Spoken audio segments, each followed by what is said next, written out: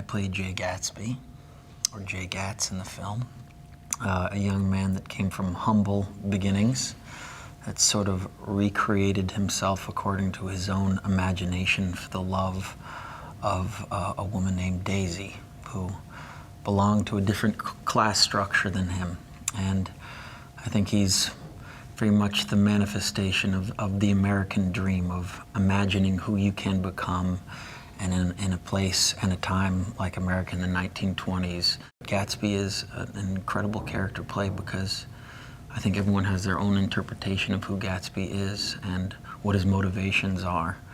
And a lot of what makes Jay Gatsby interesting is what is left unsaid in the novel and what is left unsaid about Jay Gatsby. Time and time again, you pick up on these little inklings of, you know, what Fitzgerald was trying to say about Gatsby. Because like I said, when I first read it, I was like, oh, here's this hopeless romantic who is truly in love. But, you know, there's a key moment in the book where he's finally got Daisy in his arms, you know. There is that green light that has now manifested itself into something physical, and he has her there, but he's still staring out at the green light. He's still searching for something, and that void isn't necessarily filled. He's not present with her. You know, the list of dreams has, you know, declined by one.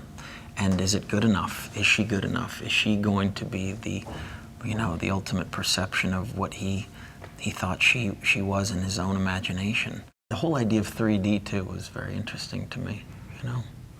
The fact that Baz wanted to almost make it like a theater production, you know, and that's what I think we've seen 3D in a lot of ways, and seen it for all its spectacle and seen fantastic action sequences, but to use it in a dramatic context is very interesting, because then it does become like theater. Then you get the, you know, you actually feel the distance between characters, and you feel the intensity that characters will have with one another, especially in the sort of plaza sequence at the end. I mean, 3D is used very brilliantly in that film to understand the heat and how close these people were in the room, and the issue that needed to be brought up, and, you know, the sort of way in which they were trying to be gentle.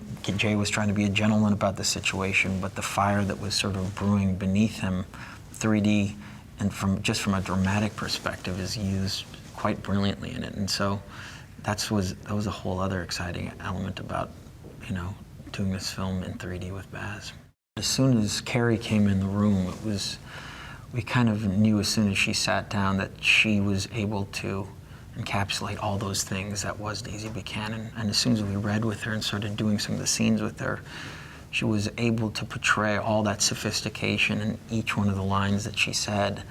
And as soon as she left the room, you know, I don't know if Baz and I said, well, that's the person for the job, but we both kind of looked at each other like we knew. We knew we found our Daisy Buchanan. Well, Baz and Catherine, as long as I've known them, and I've known them for 20 some odd years now, have always been a partnership, you know, not just in life, but creatively. Baz bounces every single idea he has off of Catherine. She is the you know, the second part of Baz's production in every aspect.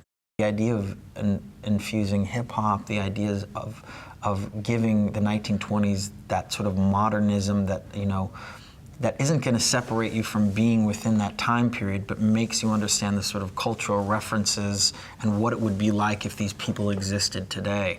You know, the cars were just a little bit faster, they were a little bit louder, the costumes are just a little bit more outlandish, and everything's just a little bit more extravagant to make you understand how enormously wealthy these people were and how outrageous their lifestyle was.